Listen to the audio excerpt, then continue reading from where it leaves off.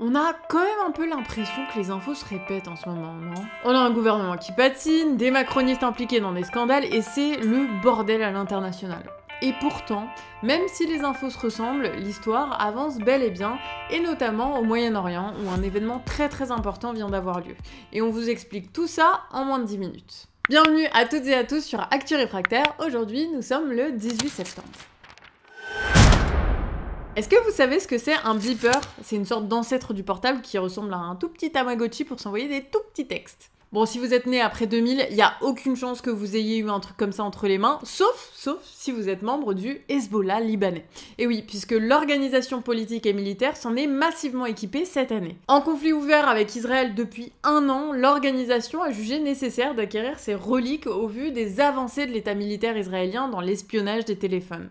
Et ce qui s'est produit hier à 14h30, heure française, personne ne l'aurait imaginé, pas même les membres du Hezbollah. En fait, il y a des milliers de beepers qui se sont mis à exploser à travers tout le pays.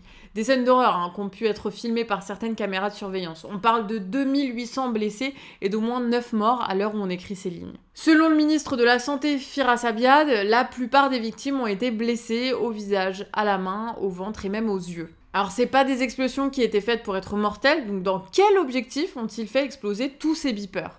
Eh bien, ça apparaît clairement comme une tentative de semer la peur et de faire une démonstration de force. Mais alors, qui a fait ça? Guillaume Ancel, ancien officier de l'armée française, sur RTL dit un truc intéressant.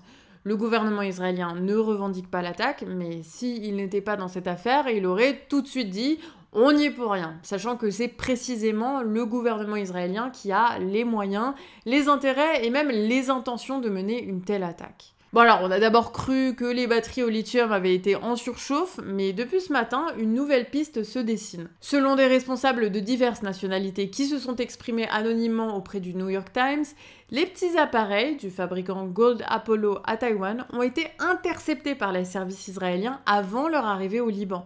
Quelques dizaines de grammes de matériel explosif ont été insérés à côté de la batterie avec un déclencheur. Dans un communiqué, le Conseil des ministres libanais a pointé la responsabilité d'Israël, dénonçant une agression qui représente une importante violation de la sécurité et de la souveraineté libanaise. Cette attaque, c'est une des plus grandes escalades militaires depuis le début des bombardements entre l'État israélien et le Hezbollah libanais. Depuis le 7 octobre, le Hezbollah tire des roquettes sur les bases militaires israéliennes, mais bon, sans chercher à entrer dans une guerre directe, qui sont sûrs de perdre vu comment l'État d'Israël est armé jusqu'aux dents avec des technologies meurtrières. On compte plus de 500 militaires et 100 civils tués au Liban par les bombardements israéliens, et malgré tout, côté israélien, on compte 22 militaires et 24 civils tués selon les autorités. Bon, en réalité, les bombardements sont un moyen pour le Hezbollah libanais de se positionner dans le conflit. En faisant ça, l'organisation, elle redore son blason auprès de la population libanaise et s'assure du soutien financier et industriel de l'État iranien.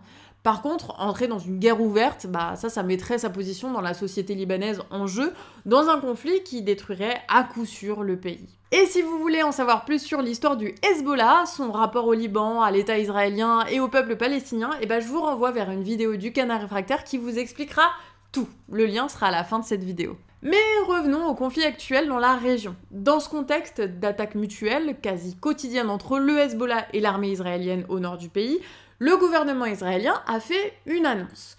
Il souhaite encore étendre ses objectifs de guerre. Le bureau du Premier ministre Benjamin Netanyahou a déclaré « Le cabinet politique et de sécurité a mis à jour les buts de la guerre afin d'y inclure le retour en toute sécurité des habitants du nord d'Israël. » Voilà, donc une guerre qui se prépare en parallèle de la destruction de Gaza, qui continue dans le silence médiatique au même rythme que la colonisation de la Cisjordanie qui s'accélère. L'État israélien est clairement dans une stratégie de conquête territoriale avec le soutien de l'administration états-unienne, qui espère, par la menace guerrière, allier les pays du Proche-Orient contre la puissance iranienne. Bon, et toi, tu l'analyses comment cette situation au Moyen-Orient? N'hésite pas à nous le dire en commentaire. Et on passe au bref et petit tour en Tunisie pour commencer. Samedi 14 septembre, la campagne électorale pour la présidentielle en Tunisie a officiellement démarré et l'un des 3 candidats est déjà incarcéré pour faux parrainage présumé. Bon, faut dire que le président sortant, Kais Saied, a la fâcheuse tendance d'écarter ses potentiels opposants. 3 candidats autorisés à concourir par le tribunal administratif ont été zappés par la commission électorale. Rien que ça. En face de Kais Saied, on retrouve donc seulement Zouhair Maghzaoui, un natif du Sud qui axe sa communication sur les problématiques sociales et économiques. Pour vous dire, il va jusqu'à se déplacer dans des régions pauvres comme celle du Kef. Et c'est aussi un ancien soutien du président sortant, Kais Saied, mais qui considère aujourd'hui qu'il est trop longtemps resté à dénoncer la corruption bien installée dans sa chaise.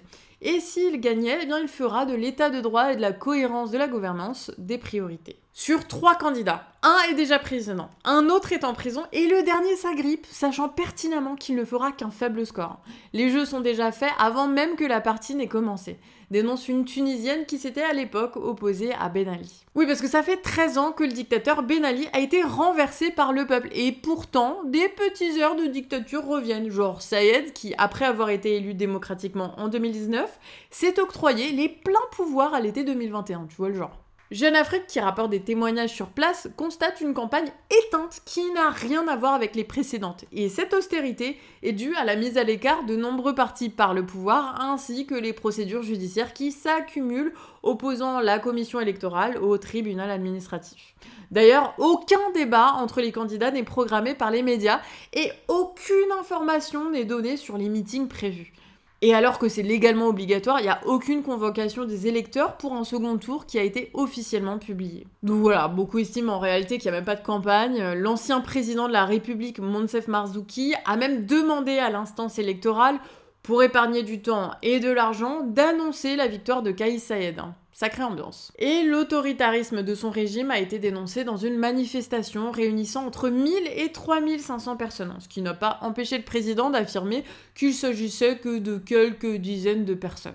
Ouais, les Tunisiens se mobilisent, mais pas sans risque. Des jeunes Tunisiens avaient voulu lancer une candidature satirique pour les présidentielles du 6 octobre, mais une descente policière a eu lieu chez l'un d'eux, Fadel Chaouch, qui n'a heureusement pas été arrêté. Le régime montre donc que même l'humour n'est plus toléré. Allez, on retourne en France. Ils avaient préparé leur coup depuis plusieurs jours et hier c'était le jour J.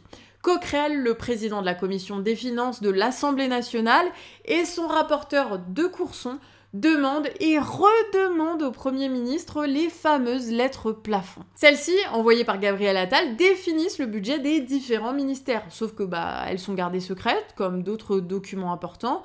Mais bon, là, la commission des finances de l'Assemblée nationale est quand même censée y avoir accès.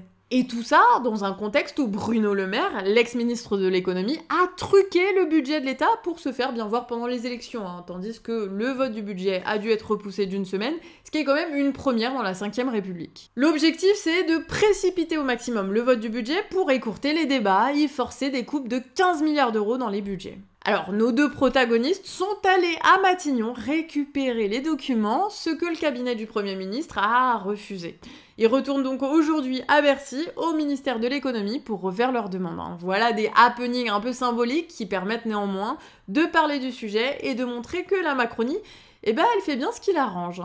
Elle se sert de la Constitution et du droit pour imposer ses lois et nous matraquer, mais quand ça l'emmerde, elle passe outre la Constitution pour forcer un budget austéritaire. Attendez, comment on appelle ça déjà quand t'as un homme ou un clan qui décide de tout dans l'État? Putain, je l'ai sur le bout de la langue. Bon, vous me direz en commentaire. Et voilà, c'est tout pour aujourd'hui. Merci à toi d'être resté jusqu'à la fin de cette vidéo. Si t'as envie de nous soutenir, ça se passe sur Tipeee. Tous les liens sont en description. Puis moi, je te dis à demain, 18h, pour la prochaine Actu Réfractaire. Ciao!